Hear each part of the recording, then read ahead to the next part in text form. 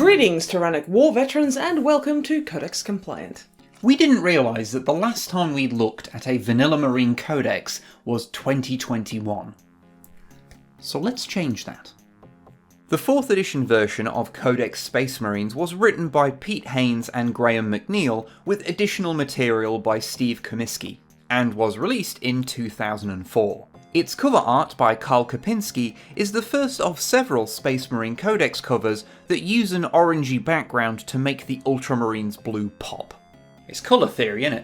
Now, early 4th edition codices, like this, share more in common with the late 3rd edition codices than they do with the late 4th edition ones, which are indistinguishable from their 5th edition counterparts. Hell, even the cover style of all 4th and 5th ed codices are identical, which all means there's a continuity running through the books of this time that doesn't get neatly broken up by editions. But since Space Marine codexes tend to be released around the start of any given edition, and they're really the only faction always guaranteed a new one each go round, these books are useful as a benchmark to see where things were at the time. And one of the differences since the last outing of a Codex Space Marines at the start of 3rd edition was that codices had gotten a lot longer, this one being 80 pages compared to the 3rd edition's 48, with a large chunk of those additional pages taken up by a longer colour section and much more detailed fluff. By 4th edition, that background info had really started to crystallise into the version of 40k we have now, so most of it doesn't really necessitate much comment. There's info on the heresy, the scouring, the legions being split into smaller chapters so that no single person could wield the might of a legion again, you know, that sort of thing. This was followed by a general overview of a Space Marine chapter, even going into their fleet compositions. I suppose this was the first of these released post-Battlefleet Gothic, as well as going through the process of creating a Space Marine. Particularly fond of this line at the end of that section. To be a Space Marine is the gravest responsibility, and often a lifetime of service is rewarded only by a violent end in the dark of space. The great bell on Terra tolls at the death of great heroes of the Imperium, but it would toll itself hoarse were it to ring for every Space Marine that falls in the service of humanity. After that, there was a section talking broadly about a bunch of types of Space Marines, like Tech Marines, Dreadnoughts, even your basic Battle Brother, but again it's mostly in line with what you'd read in a modern book. The only major deviation that stood out to us was that it was not yet established that Marines in tactical squads had previously been in Assault and Devastator squads, and thus were trained a little bit in everything. In here, you just ended up in an Assault or Devastator squad if you were particularly good at their disciplines. Oh, and hey, it's him! The Most Space Marine! If you've seen this artwork around and were curious, it's also by Karl Kopinski. According to the 2006 Art of Games Workshop book, it depicts Commander Cantor. So it's technically not correct to use it to represent a captain, as he's a commander. Boy, I really hope someone got fired for that blunder.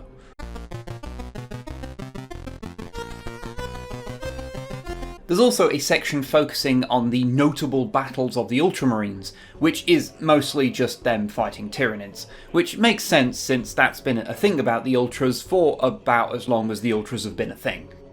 Moving on to the army list, and the selection of units available in the book hadn't changed a huge amount since the last one. You've still got your commander character, librarian and chaplain as HQ choices, along with the ability to make command squads. The major difference here was that there's a bespoke version of command squads made of Terminators, and that the Tech Marines from the regular command squads had been removed and made into their own Elite's choice.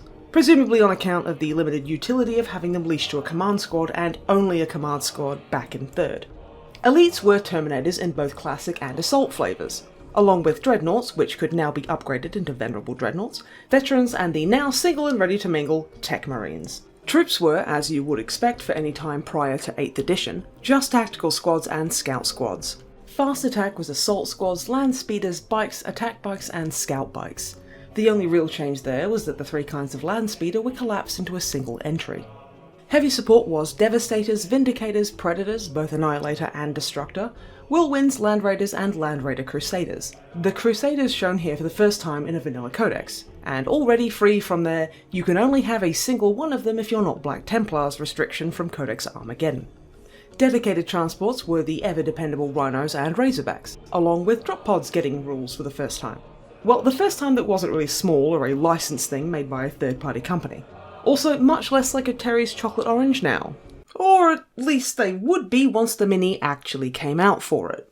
So, all in all, while there was some shifting around, some stuff was more expensive, some stuff was cheaper, and some stuff had new minis, the only entirely new unit was the Drop Pod. You know, the most tedious miniature in all of 40k to paint. According to us anyway, and it's our video, so we're correct. And even that was just a physical version of a rule they had in the last Codex, and the Mini wasn't even out in time for the book. But a Codex doesn't need to have a bunch of new stuff to justify itself, it just needs to mix things up. So, how did this one do that? I don't know. Why don't you tell me, Snipe? I'm so glad you asked. For one, several squads that consisted of veterans, so command squads, terminators, venerable dreadnoughts and, well, veteran squads, could select an extra special rule for a small points cost. This could either give them Furious Charge, Tank Hunters, or Infiltrate, although you couldn't give Infiltrate to some of them, no matter how funny it would be to infiltrate a dreadnought. Librarians could actually pick a psychic power from a list rather than just having Smite, our favourite being Vortex of Doom because it sucks minis who fail an initiative test into the warp. There's those Tech Marines who now had a full servo harness, making them much more dangerous than they previously were, on account of all the weapons strapped to their Dr. Octopus arms.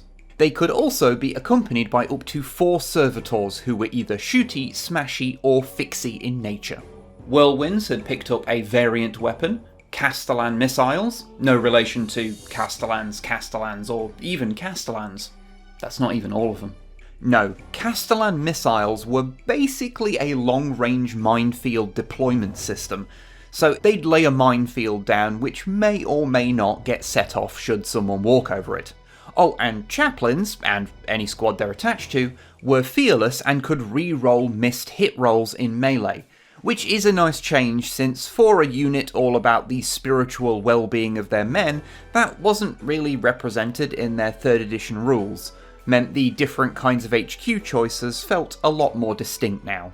Although possibly the most interesting thing was the chapter traits rules, which allowed you to generate rules should you wish to play armies that weren't such massive nerds about following the Codex Astartes to the letter. Essentially, what it was a list of advantages and drawbacks your Marines could have. The more divergent the chapter was from the teachings of the Codex Astartes, the more of both of them they'd have. Rather than go through every one of them, we'll use a couple of examples that they give. So, if you have a Blood Ravens army... Oh yeah, the Blood Ravens are here since this was released like 2 months after Dawn of War 1's release. The Blood Ravens were considered notably divergent and so have 2 advantages. See, but don't be seen, let them buy Infiltrate for Devastators and Tacticals, and anyone with Infiltrate could then also buy Acute Senses. The other advantage was Trust Your Battle Brothers, which could be used to give a bunch of different squads counterattack and True Grit. However, they also had a minor drawback, that being Flesh over Steel, which meant that they had less access to vehicles. The Crimson Fists, on the other hand... Get it? 'Cause... No? Okay... were only considered to have a minor divergence from the Codex, and so they had the single advantage of Suffer Not the Alien to Live, which just meant they could take preferred enemy against orcs, along with a minor drawback of Faithful Unto Death, which meant they were under strength and so had 1 less elite, fast attack, and heavy support option. And that's all pretty great. There's something really flavourful about being able to select buffs that match your chapter's deal, but at the cost of something other than points. Although, sometimes they did also cost points.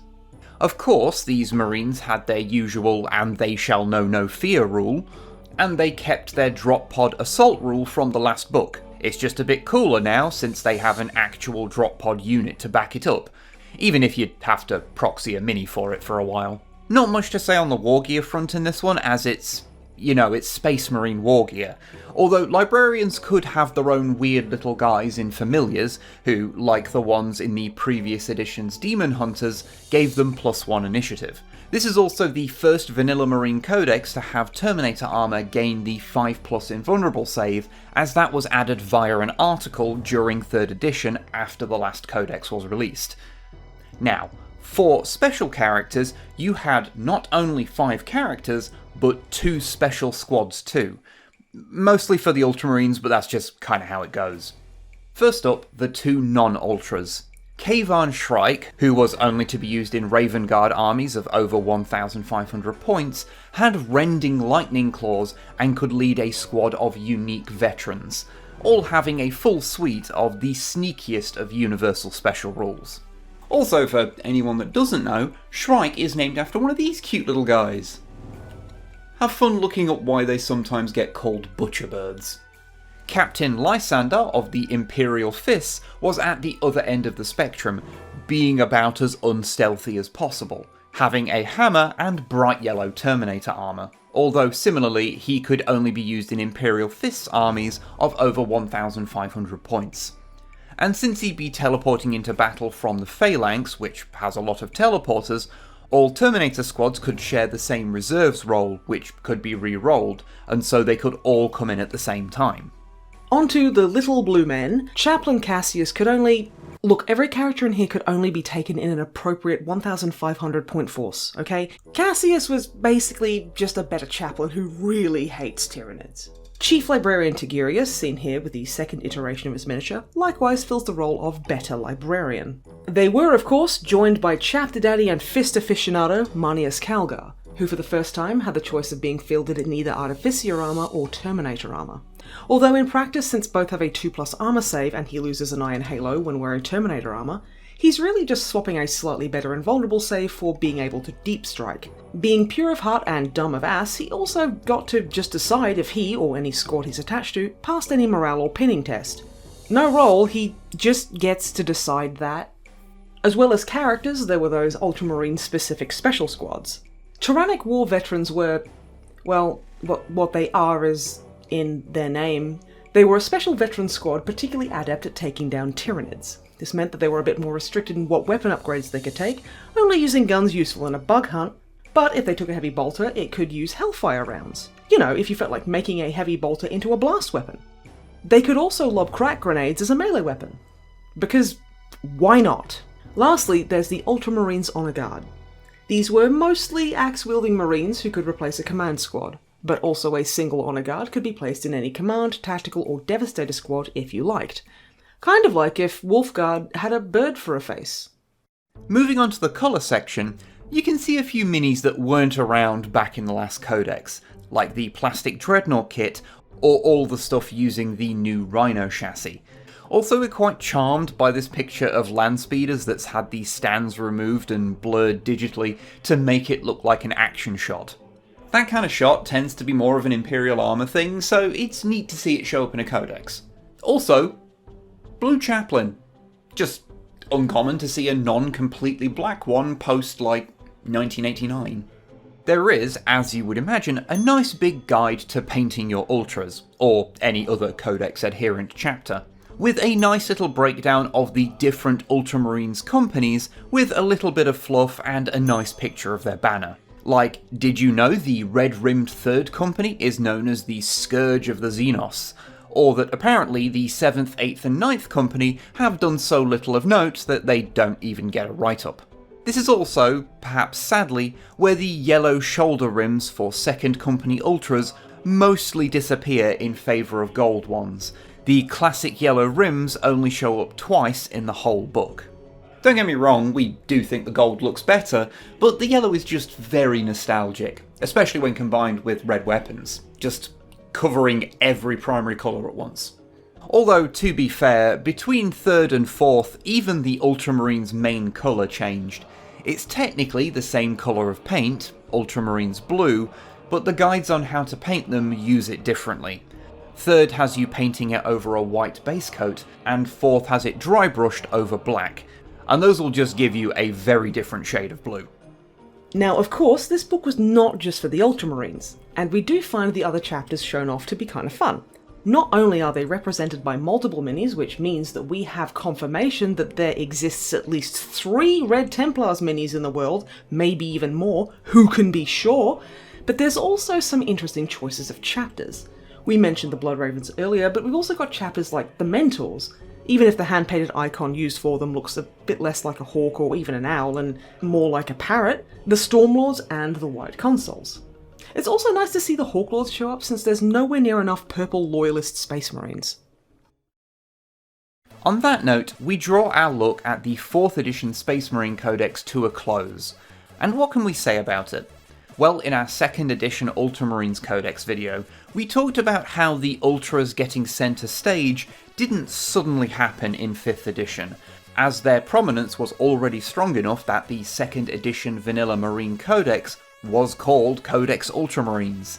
Hell, one could argue they got a leg up on the other chapters back in 1988 when they got a huge article fleshing them out, at a time when most chapters were little more than a colour scheme and a name.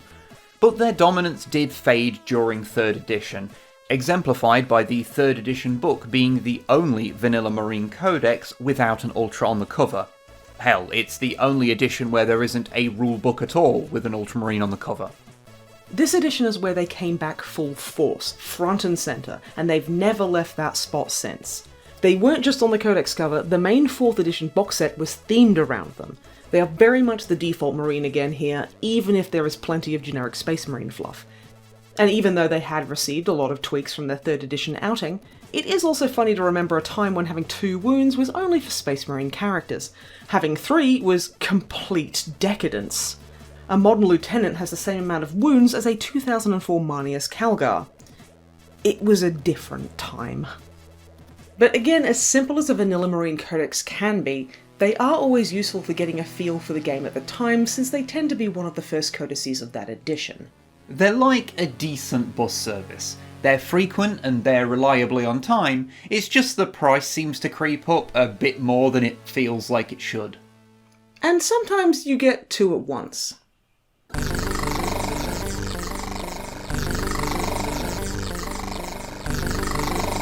Hello, thank you for watching. If you enjoyed it, then please let us know with a like or even using your human words in the form of a comment.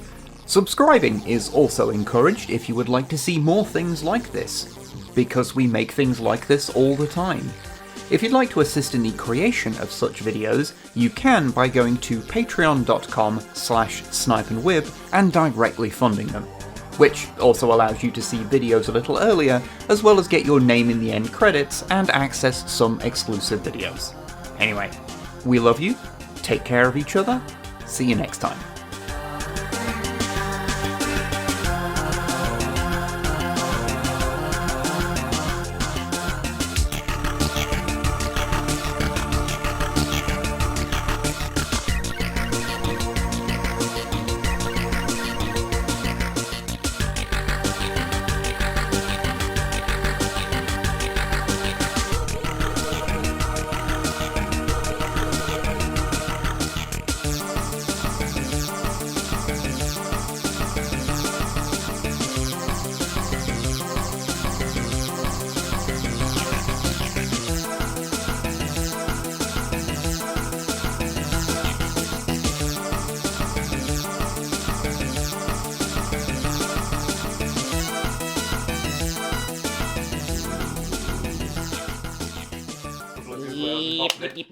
Yep. Uh-huh. Yeah, why were we wasting our time painting these things when we could just learn ventriloquism? It's so much more fun as a puppet. Like, legit, yeah.